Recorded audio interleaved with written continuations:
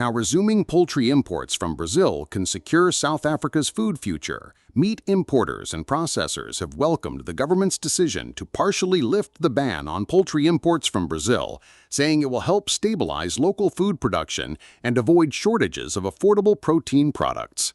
The Department of Agriculture confirmed that as of Thursday, June 19, imports of poultry and poultry products from Brazil will resume, excluding the southern state of Rio Grande do Sul, where a bird flu outbreak was reported in May.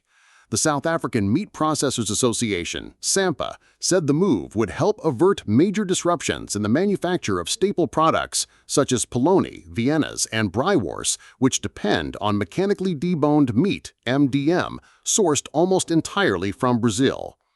We are grateful for the urgency displayed by the Department of Agriculture and especially Minister John Steenhuisen, Deputy Director General Depenning Siraj, and his team in averting the full-scale social and humanitarian crisis which the ban imposed on 16 May threatened to unleash, said SAMPA chairperson Gordon Nicol.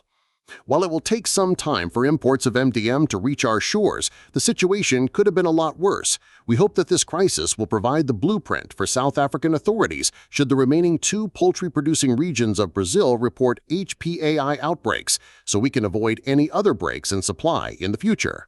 South Africa does not produce MDM in any meaningful quantity. For the past 12 years, Brazil has supplied about 95% of MDM used in South African meat processing, making it an essential component in affordable processed products like Russians, frozen burgers, bangers, meat pies, and corned meat.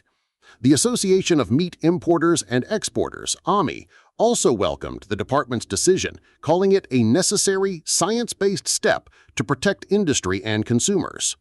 We commend the government for acting swiftly and pragmatically in response to Brazil's evolving avian influenza situation, said AMI CEO Imamalang Muthebe. This regionalized approach, aligned with international best practices, is a positive step toward stabilizing the poultry market and safeguarding food security for South African consumers. According to the department, the decision to partially lift the ban followed a second official report from Brazil's Ministry of Agriculture and Livestock confirming that the highly pathogenic avian influenza outbreak had been successfully contained to a single province. The veterinary services of the department engaged with their Brazilian counterparts to determine the extent of the outbreak, steps taken to contain the outbreak, and whether there are any other outbreaks on other farms or in any other state, said Minister Steenhuisen. Information received from the Brazilian authorities demonstrated that poultry products produced outside of the 10-kilometer radius from the outbreak are not affected and pose no health risk. Steenhuisen added, "We are glad that a month after the outbreak was reported in Brazil, we have been able to assess and confirm that risks associated with the importation of poultry and poultry products from Brazil are insignificant. We are closely monitoring the situation." While the suspension remains in place for poultry sourced from Rio Grande do Sul, the department confirmed that all other Brazilian states may resume exports to South Africa from Thursday. The government cautioned that the decision may be reversed if the virus spreads to other regions. AMI said it would continue pushing for the formal conclusion of a new health certificate agreement between the 2 countries, which would allow future import bans to apply only to affected areas rather than the entire country. AMI is urging government to finalize the health certificate agreement with Brazil that provides for a regionalized approach to future disease outbreaks, said Muthebe. This agreement is crucial to ensure that future trade disruptions are limited only to affected regions rather than resulting in blanket national bans. The association said the May suspension had already triggered noticeable price increases for poultry products in recent weeks, disproportionately affecting lower-income households that rely on affordable chicken cuts and processed meats. South Africans have already seen poultry prices surge in recent weeks, said Muthebe.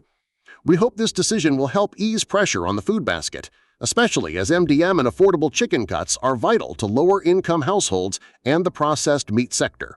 AMI also urged the department to consider reopening other poultry import markets, including France, Belgium, Denmark, and the Netherlands, which remain closed despite declaring successful containment of previous HPAI outbreaks to the World Organization for Animal Health.